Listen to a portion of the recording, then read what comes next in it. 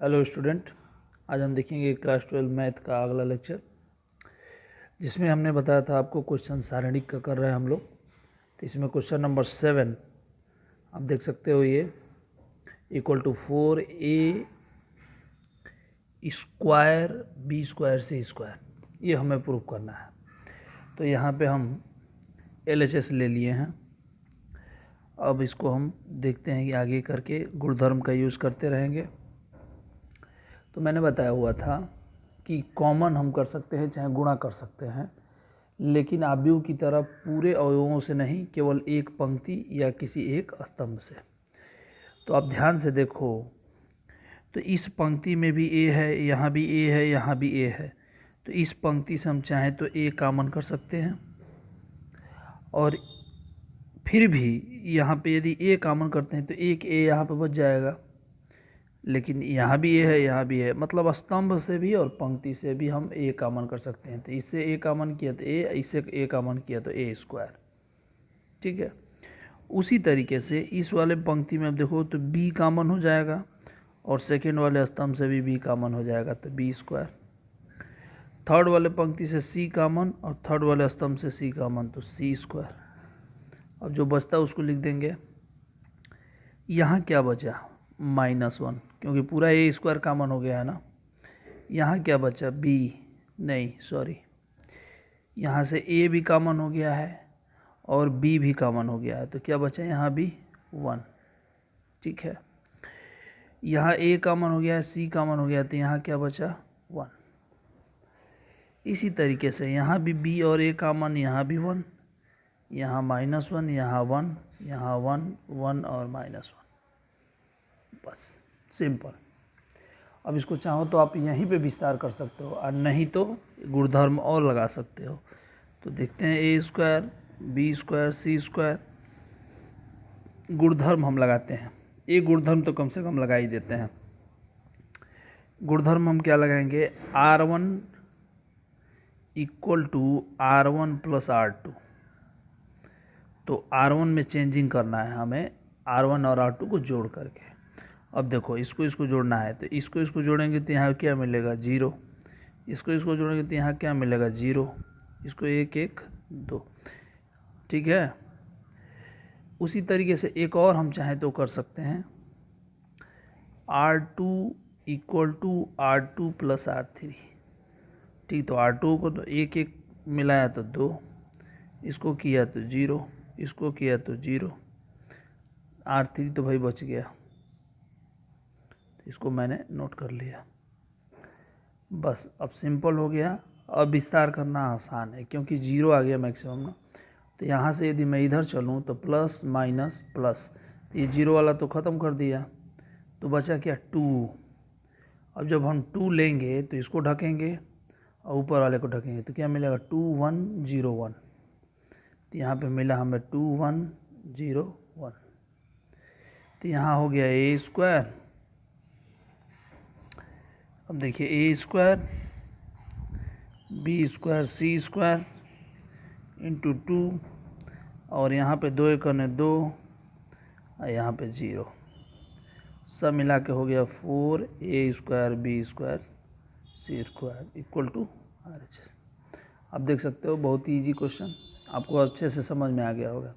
पहले इसमें से हमने a, और यहाँ से a, फिर यहाँ से b, फिर सेकंड वाले से, थर्ड पंक्ति से c, थर्ड स्तंभ वाले से c।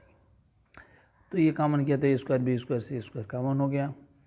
यहाँ a इधर से भी या इधर से भी कॉमन हो गया, तो 1 बचा है।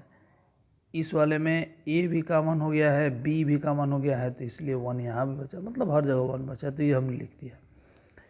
फिर उसके बाद हमने प्रगुण लगाया, 2 पंक्ति या 2 स्तंभों को जोड़ने के लिए। तो यहाँ पे R1 को जोड़ा, R1 प्लस R2 कर दिया, R2 को जोड़ा, R2 प्लस R3 कर दिया। तो यहाँ पे आप देख ही सकते हो, आपको जोड़ने आना चाहिए। इसको जोड़ा तो 0, इसको जोड़ा तो 0, इसको जोड़ा तो 2, इसको जोड़ा तो 2, ये 0 एंड ये 0। बाकी थर्ड में तो कोई चेंजिंग नहीं किया है, तो इसलिए थर्ड को उतार दिया। विस्तार करने आपको आता ही है, तो 0 लेंगे तो कोई दिक्कत नहीं, उसको छोड़ दो, 0 वाला भी छोड़ दो फिर से। यहाँ पे तो ये क्रम थोड़ा याद रखना पड़ेगा, प्लस माइनस प्लस, तो ये +2 मिलेगा, तो +2 के साथ ही ये मिला, 2 1 2, ये 0। तो यहाँ पे मैंने लिख दिया। फिर यहाँ पे क्रॉस मल्टीप्लाई 2 एक 2 और 1 में 0 से किया तो 0, तो 2 दूनी के 4 यहाँ बचा, 4 यहाँ पे आ गया। तो इस तरीके से हमारा एक क्वेश्चन सॉल्व हो गया। एक तरीके से एक और क्वेश्चन इसमें मैं बता रहा हूँ, ध्यान से देखिएगा। देखिए बच्चों, 8 का सेकेंड नंबर का क्वेश्चन मैं बताता हूँ। फर्स्ट भी और सेकेंड दोनों लगभग एक ही जैसा है, तो 8 की सेकेंड को मैं बताता हूँ, थोड़ा बड़ा है ये इसके अपेक्षा। तो यहाँ पे आप देख रहे हो ये सारणी दिया हुआ है और हमें इतना प्रूफ करना है, तो हम LHS यहाँ पे ले लेंगे। ठीक है, तो हम यहाँ पे LHS लेते हैं जी। तो LHS हमने नोट कर लिया। अब इसको सॉल्व करना है तो प्रगुण ही इस्तेमाल करेंगे, डायरेक्ट विस्तार आप भी कर सकते हैं, आपकी मर्जी। तो यहाँ पे देखिए प्रगुण सोचना पड़ता है कि क्या करें कि मैक्सिमम सॉल्व हो जाए। तो यहाँ पे आप देख सकते हो कि यदि मैं इस स्तंभ फर्स्ट वाले स्तंभ से सेकेंड वाले स्तंभ को घटाता हूँ तो 1 में से 1 घटेगा तो 0 आ जाएगा। तो 0 लाने की कोशिश रहती है हमेशा, तो 0 हो जाएगा ताकि विस्तार करने में आसानी हो। फिर सेकेंड में से भी थर्ड को घटाते हैं तो फिर भी 0 आ जाएगा। तो इसका मतलब हमें प्रगुण इस्तेमाल कर लेना है तुरंत। तो प्रगुण जब हम इस्तेमाल करेंगे तो वो प्रगुण कैसा होगा, मतलब ये C1 में बदलाव होगा। C1 इक्वल टू क्या, C1 माइनस C2। तो अब देखो घटाओ, 1 में से 1 गया 0। ठीक है, A में से B को घटाएंगे तो A minus B, A cube में से B क्यूब को घटाएंगे तो A cube minus B cube. फिर 1 में से 1 को यहाँ घटाएंगे तो 0, यहाँ B माइनस C, यहाँ B cube minus C cube. यहाँ इसमें कोई चेंज हमने नहीं किया है, तो जो प्रगुण इस्तेमाल किया है इसको लिखना ज़रूरी है। तो C1 equal to C1 minus C2 and C2 equal to C2 minus C3। ठीक है जी। अब देखो थोड़ा विस्तार में लिखना मैं चाहूँ तो लिखूँगा, यहाँ पे 0 है, यहाँ पे A माइनस B है, यहाँ पे A minus B, A Q minus B Q का फार्मूला लिख देंगे, A square plus AB plus B square होगा ना। ऐसे इसको भी लिखेंगे 0 B minus C, B minus C, B square plus BC plus C square, last वाला 1C और C क्यूब। ये आप लोगों को दिखाने के लिए इतना लिखना पड़ा मुझे, नहीं तो मैं डायरेक्टली कॉमन कर लेता। तो अब देखिए इसको मिस्टेक हो गया है।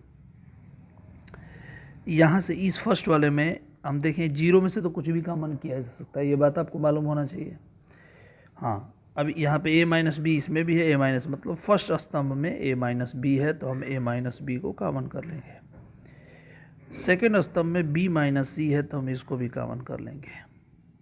अब जो बचेगा उसको लिख लेंगे। यहाँ क्या बचा 0, यहाँ क्या बचा 1, यहाँ A square plus AB plus B square, उसी तरीके से 0 1 B square BC plus C square 1C और C क्यूब।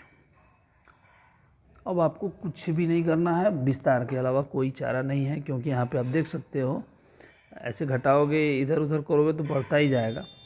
यहाँ आसान हो गया ये, क्योंकि एक किसी पंक्ति में 2 0 आ जाए तो आसान है।